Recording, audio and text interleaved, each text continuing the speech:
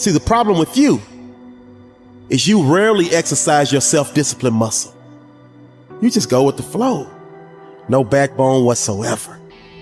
And that's perfectly fine until you start whining and complaining about your lack of success. That at some point along the way, we get confused and we misunderstand who we are. We start building this false sense of self around all the stories and all the labels and all the things. And we start living our life that way. And we get confused about how life works, how we interact with life. And we start living much smaller than we really are. See, if you go through life holding back, and most of us do, most of us, if we ask ourselves, have we done all we can do? Most of us will have to answer, no, we haven't. We've been holding back. We have ideas that we don't act on, things we want to do. We're afraid to take chances. You refuse to raise your standards. You refuse to push yourself. You refuse to give a little bit more, give a little bit extra.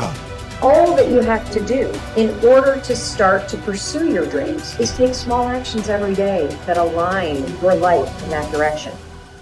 You have to be willing to be hungry enough to understand that if this is something that you are truly going after, then work has to be applied. You can't make excuses. You can't ask for a pass. And you got to understand that you got to pay a toll to cross the bridge. Whatever your answer is, you can do it right now, today, starting today, right? It's still possible. You can start doing that right now. It's empowering the present with the future. There is nothing stopping you from making it happen right now. You never ever have to feel that way if you start doing it right now. And you can do it right now. The thing about self-discipline is that it is necessary for everything you do in your life. You have to be self-disciplined. And once you understand that you can always make a different choice and get a different reaction, and that's the power in your life. That's the power that you have, is no matter what's going on, you can choose to think differently, believe differently, see differently.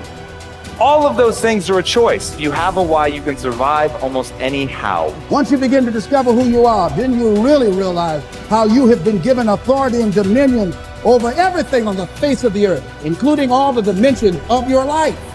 But you can only do that through the struggle of life. Get better, grow and learn and develop and live.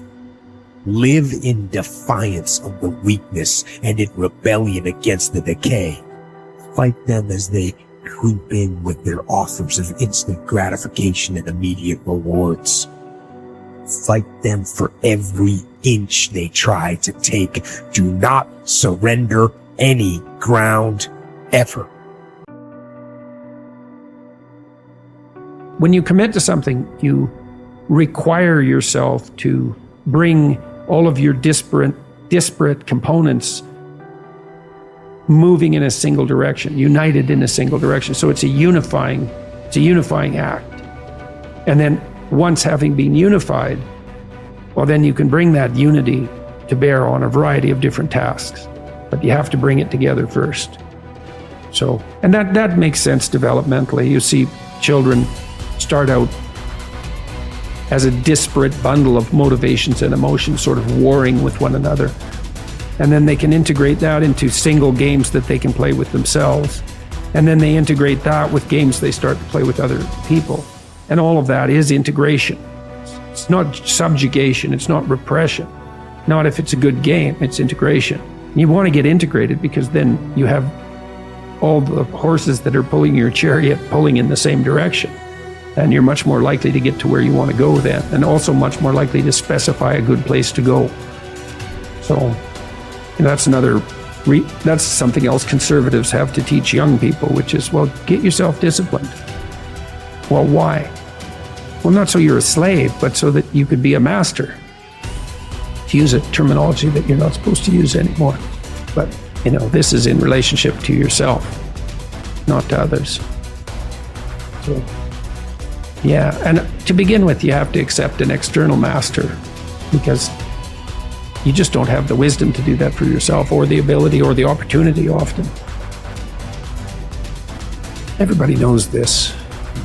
They feel bad when they decide they're going to get themselves in good shape and go to the gym, and lasts like 3 attempts, yeah. And then no one's happy about the fact that they quit, and they berate themselves for it. And we know that we need to go through a disciplinary process, and we need to subjugate ourselves to a disciplinary process. That's part of the problem with the constant harping about the, oppressive patriarchy. But you need a disciplinary process. So, well, that's just oppression and slavery. It's like, no, it's not. No more than a game is. Not a good game. A good game isn't oppression and slavery. A lot of people, like I was talking about, taking the path of least resistance. I believe in life you must earn the right to be called a man. And a lot of people do not think the way I do, and that's fine. I'm not asking you to be David Goggins. Trust me, it's a hard road to hoe. It's not fun. Like it. It's not fun all the time. But the thing about it is, you have to look, I looked at my hardships as challenges. Once I got over the pity party, because I went through that phase. Of course. I'm a normal human being. But I realized that got me exactly where I was at, even worse. As I looked at those challenges the way most people do, woe is me. Why the fuck can't I get a break? Why? I wish I was better.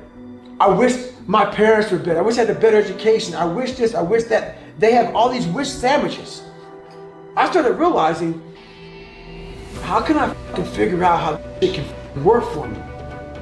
So the one thing we don't do is when we're in that dark place is a great learning environment. If you can sit back in a dark place and find quiet to just think, there's so much power in your failures, in your suffering. Because why? You're still alive. You're still fucking here. So you gotta look at that shit. My God, man, this is power, man. Like, now I gotta flip this. How many men would be able to do what I'm about to do, what I'm about to try to do? Like, literally, what gave me strength was when I was at the worst of my worst. How many men would even fucking say they want to try to be a Navy SEAL? I'm at the worst spot of my life. Like, I can't even walk down the street, let alone run down the street. And I'm gonna now call a recruiter up and try to be a SEAL. There's a lot of power in that. But people don't see it that way. They see, man, that's stupid. I had this voice in the back of my head that I kept on running from. I was afraid of water. I was afraid of dealing with things that made me feel unaccepted. I didn't accept myself. So I kept on going towards things that I felt good. Let me go this way. But something kept on saying, fuck you. You have it, man. You got it, man. But you're gonna have to fail a lot. But you have it. And like I said, that voice kept on haunting me, but that voice kept on saying, if you face it, you realize it's not that bad. Persistence is self-discipline in action. Your ability to persist in the face of all setbacks and temporary failures is essential to success in life. Napoleon Hill said, persistence is to the character of man as carbon is to steel. The primary reason for success is persistence, and likewise the primary reason for failure is lack of persistence, quitting too soon. There is a direct link between self-discipline and self-esteem. Each time you discipline yourself to do what you should do when you should do it, whether you feel like it or not, your self-esteem increases.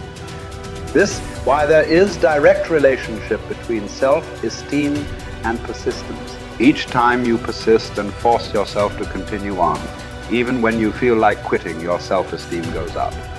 Each act of self-discipline strengthens every other act of self-discipline. Every act of persistence strengthens every other act of persistence. When you discipline yourself to persist over and over, you like and respect yourself more and more. You become stronger and more confident. Eventually, you become unstoppable. Persistence is its own reward.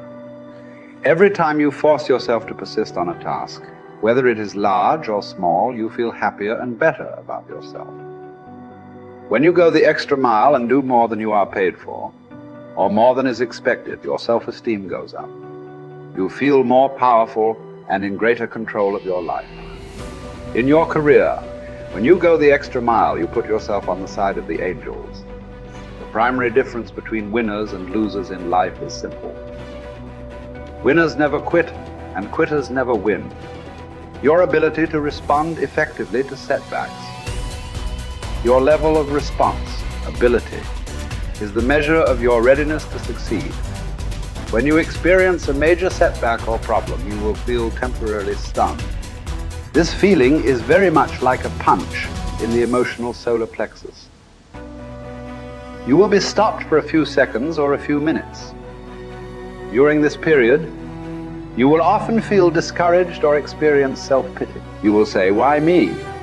However, it is not how far you fall that counts, but rather how high you bounce. Your aim is to bounce back as quickly as possible. Resilience in the face of unexpected reversals is vital to long-term success. Remember the warrior's creed: I will lay me down to bleed a while and then rise and fight again. Don't be surprised, shocked, or set back when things go wrong. Your best laid plans will often fall apart. Instead, expect disappointments and setbacks as a part of life. Take a deep breath, pick up the pieces, and continue onward